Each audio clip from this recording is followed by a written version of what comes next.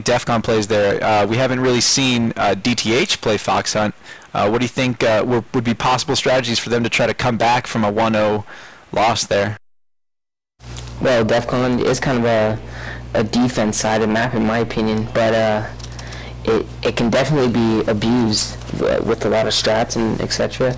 Like there's lots of paths to bomb sites and stuff you can take. So let's see how DTH's strategical gameplay can try and get past DefKon's crafty defense. For rivals, for DTH's win to rival there, they really were able to play with the time, play with the picks, and work off those. But that hasn't really been the case with their match against DefKon. It's been really hard to pick DefKon members and to open up some holes. If a DefKon member has died so far, they haven't really had to rotate. They've just been very, very strong, even losing members. I think it's just really scary to go up against that sort of coordinated defense, and you don't see that very often from many of these teams. Players are loading up, and it looks like DefKon's going to be on defense. So historically, DTH's strong offense is going to have to carry them fairly well here for them to still have a chance at this championship title here in IeSF.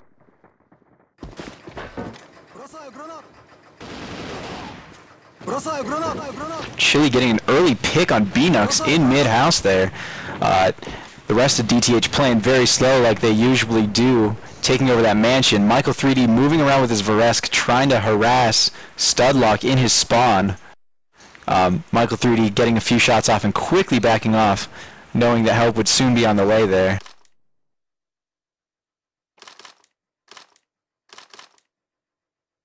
Right now it looks like a 5-4 situation with DefKoN. They are still running dual scopes, one in barn, one in kitchen, ladder room, and they're both pretty much looking at the same area. I really don't agree with this setup, but we'll see how they abuse it, pick Profit if he tries to go in that window, which he is about to right now.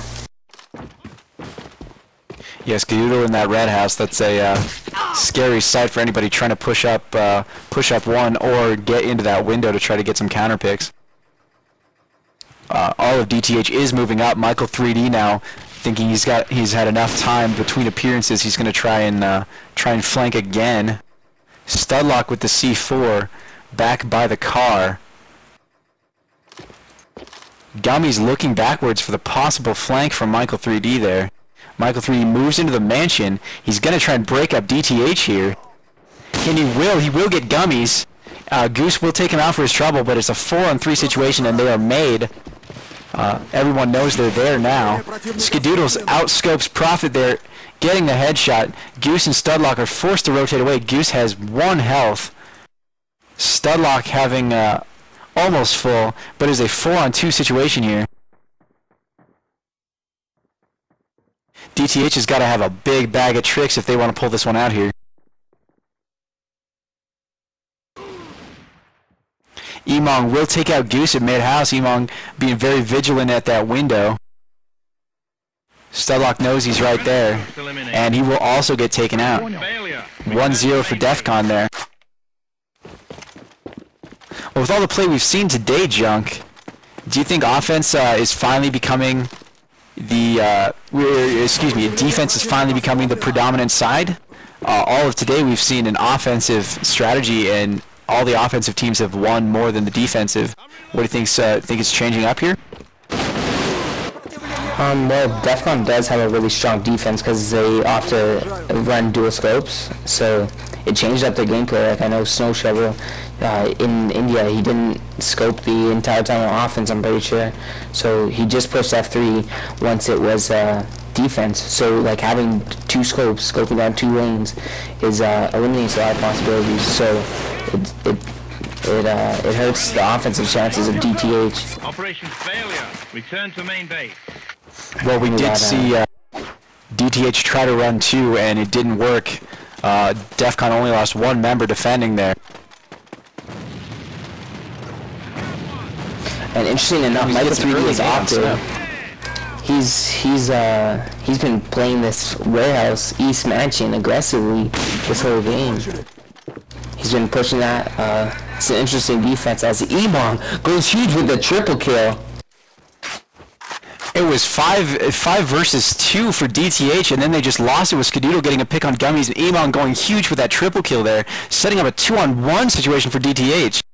Things just could not be going worse for DTH here. Studlock having to take the bomb back around. Emongg coming out will meet Studlock here, and he will kill Studlock, going huge for his team, getting 4 kills that round.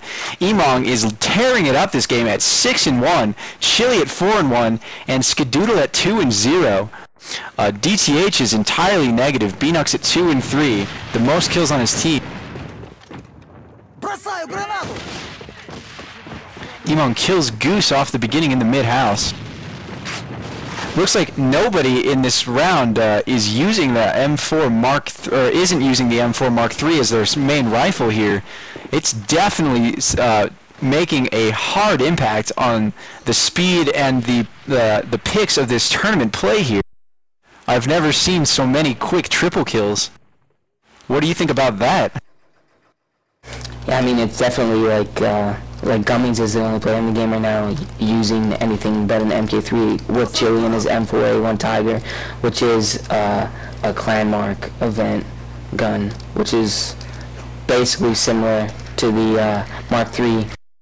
But I think it definitely depicts the way the game is played. Rifles have a lot more versatility, close and long range. You can do a lot more things, and yeah, it's definitely changing the way this is being played. But Studlock in a 4v1 situation right now. He has the bomb. He's at East Mansion. About to give him some action. Doesn't see Emongg. He didn't see him until the last minute. Emongg already got some shots into him, so he took out Studlock. And it is Emong's going a lightning huge 8-1 here. It's a phenomenal score for a finals match. Usually we expect to see that sort of score from Skadoodle. Yeah, definitely. It looks like Gummys has decided to push F3, bringing a dual scope into the game, and he's playing that. Looks like he's peeking that West Mansion window area.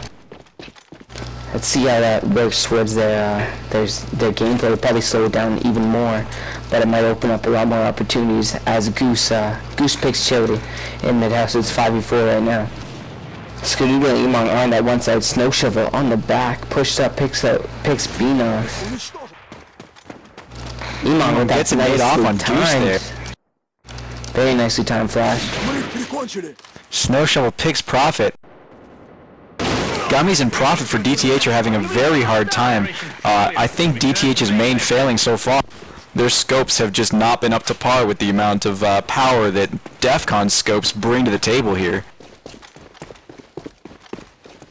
Yeah, I mean, it is 5-0 now. It would really suck to see a 7-0 in the finals here, in the exciting final it's been so far. But DefKon is just such an unstoppable force. They're so strong on defense, offense, and they're pretty much well polished in every map.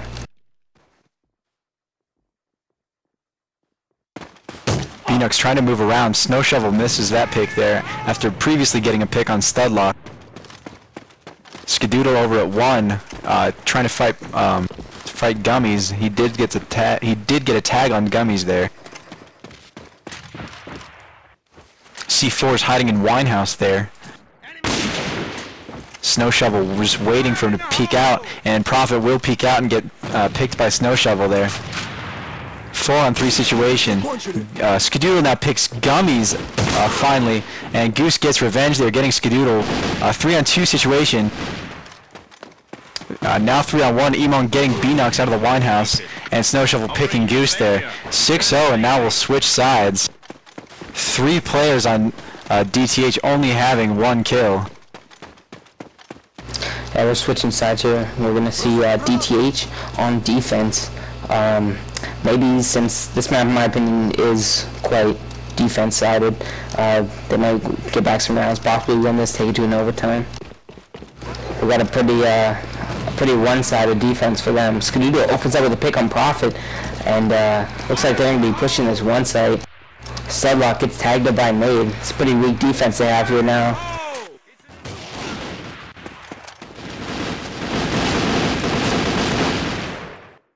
It looks like Gummys is the only one alive for his team. 4-on-1, and that's the game. Success.